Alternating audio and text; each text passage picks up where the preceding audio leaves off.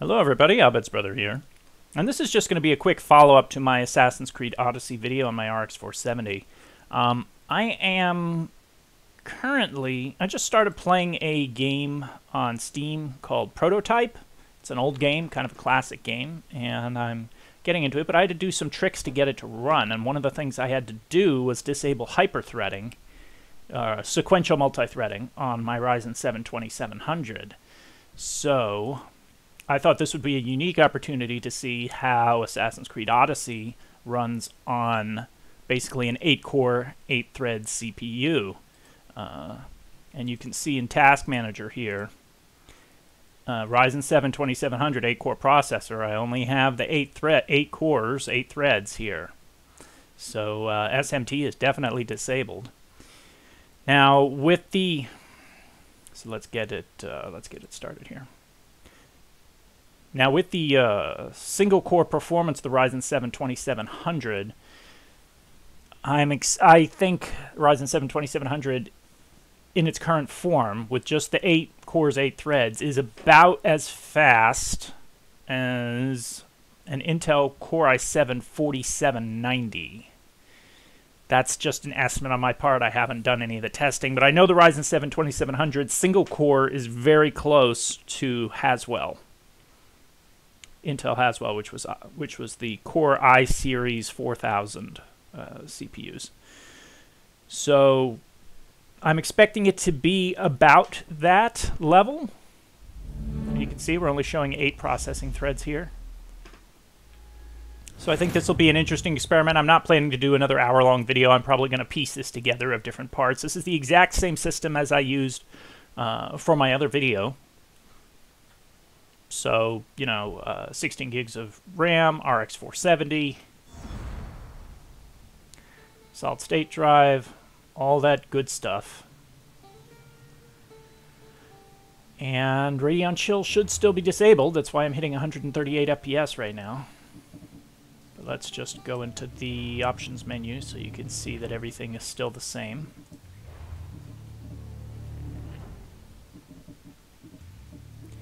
And if you're wondering what the Ryzen equivalent of this is, I would say it's probably, let's run the benchmark. It's probably the, I think it was a Ryzen 5 1500X. Probably a little bit faster than that, since these are regular cores and not, and no SMT cores. Because the Ryzen 5 1500X was a first-gen Ryzen part. It had 4 cores, 8 threads. It was very close to the i7 4790. But that's about what I'm expecting here. And frame rates are higher, it looks like, a little bit. I'm not surprised. The system as a whole has felt a little more snappy. Oh, but now we're dipping down. And I know there have been tests that show that some games can run faster on Ryzen processors if you disable SMT or hyperthreading. And, okay, but I get a lot of benefit out of using the additional threads. I run Handbrake a fair bit, and I also use Vegas, so I need the extra processing threads. That's why. And plus, I bought an 8-core 16-thread chip. I want to use all the possible threads. I'm not worried about losing 2 or 3 FPS in games, so it doesn't matter that much to me. So this is all the same settings as we were using before. I think it's going to come out on average about the same. We will compare. No, I think it's 1 frame higher. Let's compare it to the last run. Yeah, 1 FPS higher average. That's, excuse me. Yeah, that's not worth it for me from that point of view. I'm just kind of interested to see what the general CPU usage will be. And that is, you see I've got, okay, loaded up. When you're looking at the CPU readout in the upper right up there, you've got all 8 threads of the CPU listed. But then this bottom line right here is total system CPU utilization. And that's the one I'm going to be most interested in. So I'm just going to run around to a few places, probably run around to Athens, I'll visit Phokis again. And I might do a battle, and that's it. I'm not planning to make a huge, long video out of this. I just thought it would be interesting to... Because I've done a lot of talking about... yes, we're in episode 2 of Fate of Atlantis.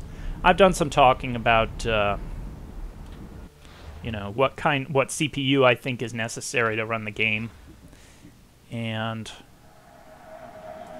yeah, okay, I tend to play a little bit safe sometimes when I'm recommending to strangers what CPU to get. Because the last thing I want is to have them get a CPU and then not have it deliver, you know, deliver the experience that they want. Another day done. It was... Yes, yes, Alexios. Okay, so let's head to Athens straight away.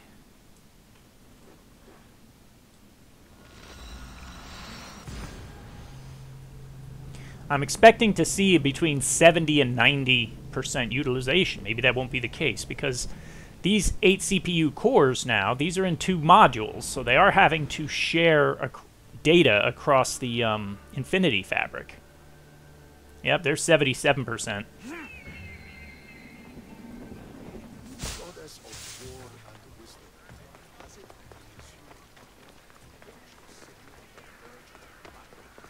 80%, 82%. Saw that. Obviously, it's not going to load it up quite that much because we are GPU bound still. So don't think, if you're somebody who's trying to get 120 FPS in this game, like if I turned all the settings to low, I'm not going to because I like the settings I have for this, but if I turned all the settings to low, I don't know if I could hit 120 FPS. Not just because of the graphics card, but because the CPU load would be going up so much. The CPU load would be so high trying to get 120 FPS. I'm pretty sure we would max it out at some point in search of high frame rates.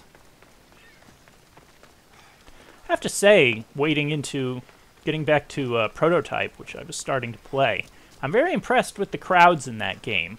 They're actually very, very thick, especially for the generation of consoles on. I think it was Xbox. It was either Xbox 360 or PlayStation 3.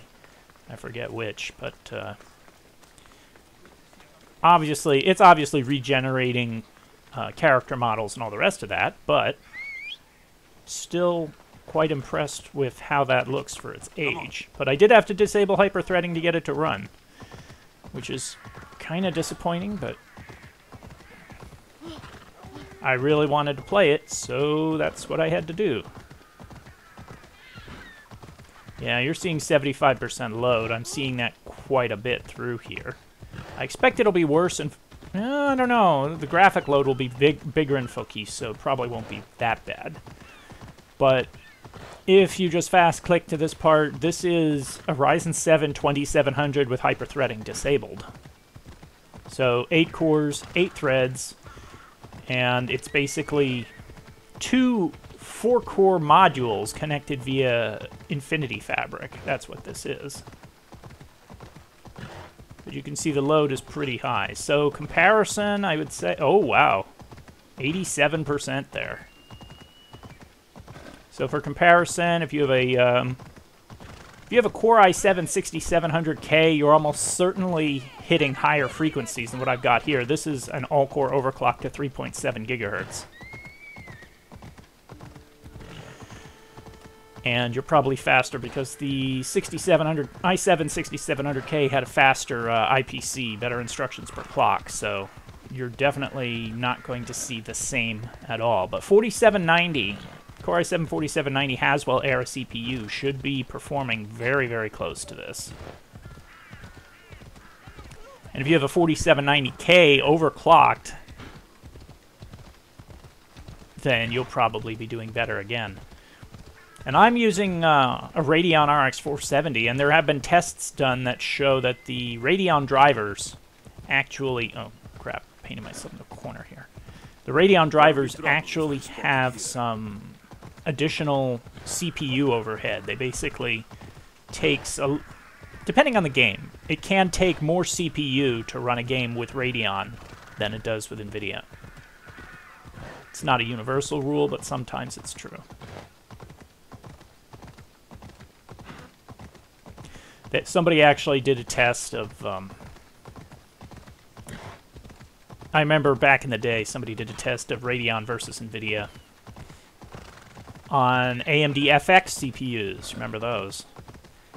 And because of the way the NVIDIA driver was structured, it took advantage of the FX 8350's CPU abilities better, and you would get like 3% better performance on NVIDIA cards if you paired them with an FX 8350. Dependent on the game again, and dependent on what kind of situation you were going for. It was a very, very specific type of workload, because, you know, that would be, if you were trying to game at like 60 frames per second, and your game engine was very, very multi-threaded optimized, like Frostbite was. Battlefield 4 was very well optimized for AMD FX CPUs, whereas Bethesda's engine, I forget what it's called, was never well optimized for FX chips, primarily because it was very single-threaded focused, much like CryEngine was, or is. Now was, because CryEngine has improved its multi-threaded capabilities. Anyway, sidebar. So now we're out, and you can see having cores and threads makes a difference. There is a lot of load to be distributed here. Wow, I've never done this. Still finding stuff I haven't done. And now I probably got all the NVIDIA fanboys, or Intel fanboys, angry at me. Wait, you mean the AMD FX chips were actually good for gaming at one point? They were never good for gaming. They were terrible for gaming. AMD FX chips were fine for gaming. They actually always were. But if you ever wanted high refresh rate gaming, no, they weren't. They didn't have the IPC to handle all the frames. They couldn't chew through data fast enough, and that's just the truth of the matter. Okay, I think that's Athens. Let's head to Phokis. They didn't have the IPC to chew through games at 120 frames per second. They really didn't.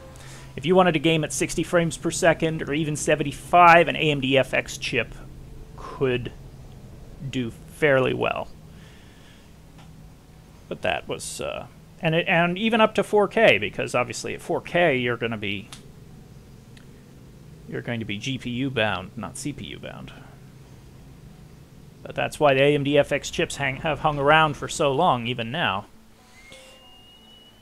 Because if you still have one on a decent motherboard that you can oh wow, 79%, that you can overclock to 4.5 to 5 gigahertz, you can still get some pretty decent performance out of an FX 8350. Is it as good as current Ryzen? No, of course not. Current Ryzen stomps it into the ground. But if that's what you got, you can still play games on it. You can still play, you could play Assassin's Creed Odyssey on an FX 8350 CPU. I'd be very curious to see how that looks, actually. Pair FX 8350 with one of the top mid-range GPUs of the day. I want to say maybe a Radeon R9 380. Was it R9 380? I think it was an R9 380, or the GTX 960. That was a very capable gaming rig back in the day. You could play a lot of games on those. On a setup like that. Oh, no, I don't want to get into combat. Will be well defended. And you can see 86% right there. It just spiked. So all that stuff I said about this needing good CPU, yeah, it does. I would not want to try playing this on my Core i5-4590, which was 4 cores and 4 threads. That would not go well, I don't think. The CPU would be maxed pretty much all the time. And what was the i5... Skylake i5, was it? What?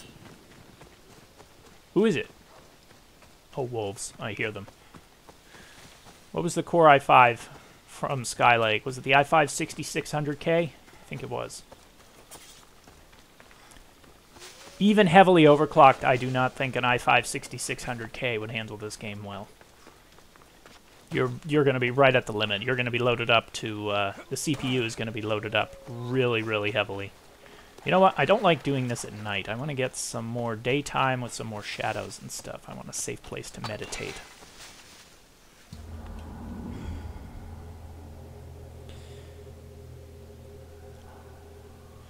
Yeah, if you're in towns, I've saw a spike. The highest I've seen here is 89%. So far. Hopefully there's a battle I can fight, because that was when I was going back and editing the footage of my other Assassin's Creed Odyssey video, I was looking at that, and some of the highest CPU usage was in the battle, which I guess isn't surprising, but I always thought Athens is renowned for being this resource hog, but really it was the battle that was the worst.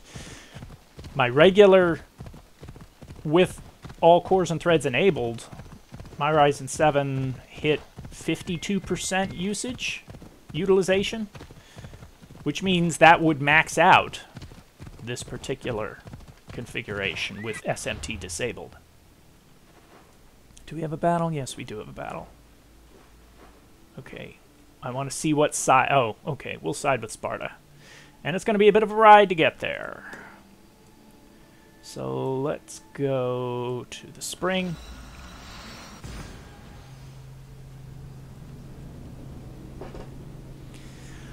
So this is an interesting experiment. Never seen this before, but yeah, I'm going to fight a battle, and I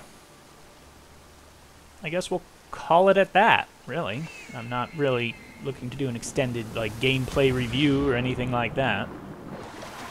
But just testing the limits. Okay, I want to get where I can call my horse, because there's a road over there. There is a haystack. I missed it. I just jumped straight into the water.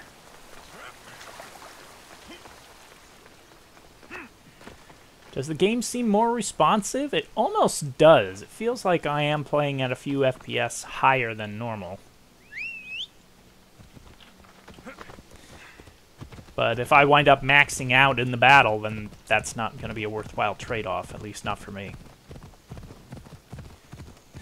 Now, I think this road takes me through a village. I'm not really interested in fighting an entire populace right now. Can we just ride... Oh, bear. Just follow the stream, I think?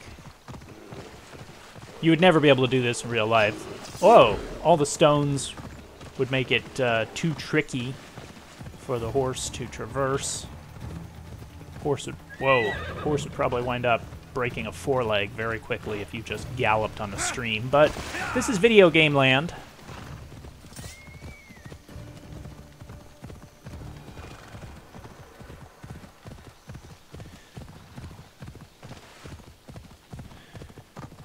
And yeah, I'd still say 6 cores, 12 threads is the ideal start if you're looking to play Assassin's Creed Odyssey. That gives you some overhead. But I am encouraged by this. If you have a 4-core, 8-thread CPU or a Core i7 9700K, which was the 8-core, 8-thread chip, that's obviously a lot faster than, you know, Ryzen 7 2700 with SMT disabled. You're looking at, you know, higher base frequency, higher boost frequency, and better IPC for sure. So i9, was it i7 or i9 9700K? I forget which, but you should definitely be able to play this without much trouble if you have one of those. Okay, let's see how we do here. I'm not worried about myself in the battle. I'm talking about the CPU usage. For Sparta, huh?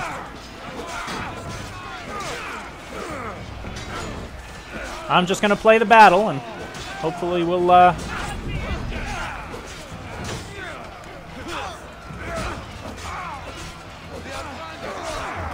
Oh, nice.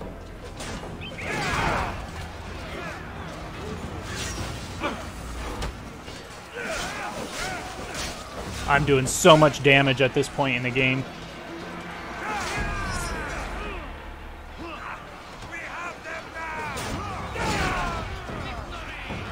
Victory.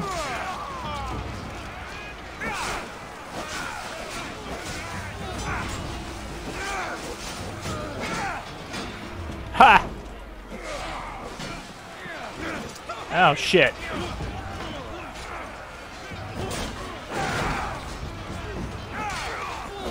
I have this talent equipped where I have a much greater chance of getting a critical hit if I have full health, so it's important that I keep full health. Where's the next captain? Ah! Okay. So yeah, it's important to keep full health so I can take full advantage of that. Yeah, I'm seeing very, very heavy usage here. This is regularly heavier CPU usage than what we were getting in Athens. That's for sure. Oh, crap. I needed to do my other skill. Now I need to boost myself up.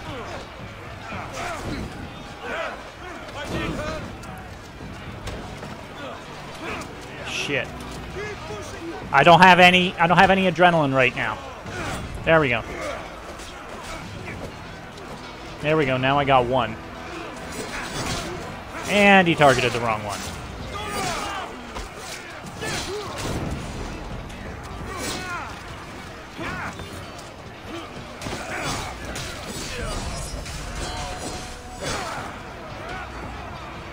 But let's go to one end of the battlefield and then look back so we get some, like, everybody has to be covered.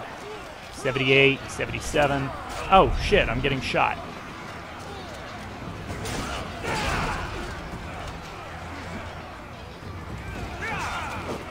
Yeah, Alexios, go the wrong way. There we go. There is a lock-on mechanic. I've never really used it that much, except for bosses.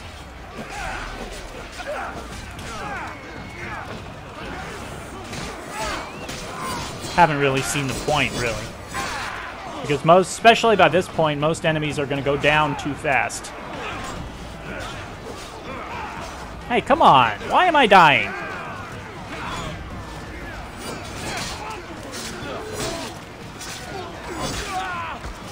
And if this move seems particularly brutal to you, the reason I do this move is that it actually builds this stuff, builds up the stamina bars. I hate these guys. Enough. Alright, enough! Come on!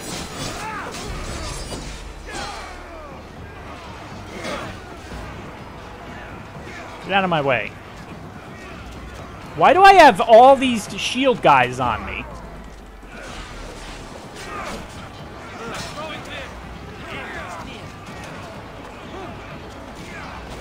Piss off. You too.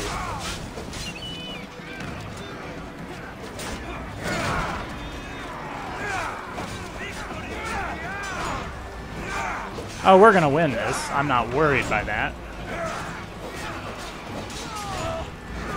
Oh, come on. Go away. You too.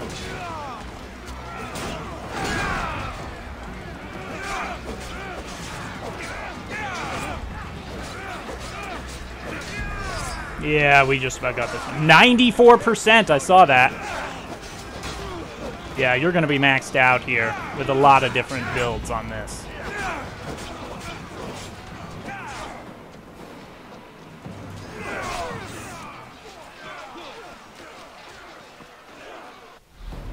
Well, that one Athenian guy's going to get cut down real fast.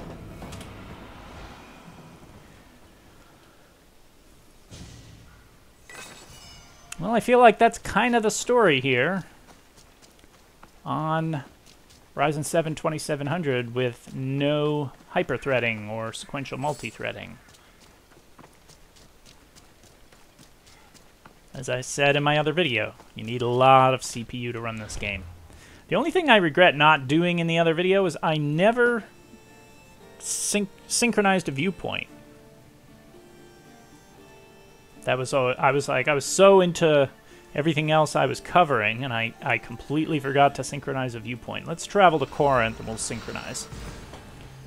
I don't imagine it'll be super stressful. The camera pulls out and it's mostly going to be draw distance, and it's going to be graphical limited. It's not going to be CPU limited to synchronize viewpoint.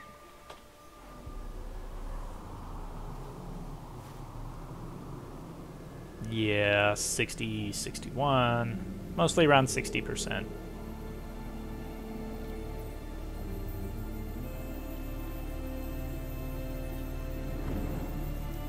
So that's pretty much it, folks.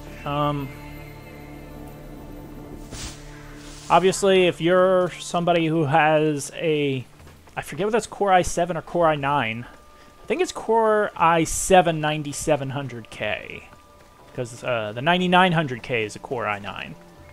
But if you have a 9700K from Intel, you know, you're going to be having a lot higher instructions per clock, or IPC, and you're going to be having higher clocks. As you can see, this is only at 3700 megahertz. So you're probably going to be able to play this game just fine.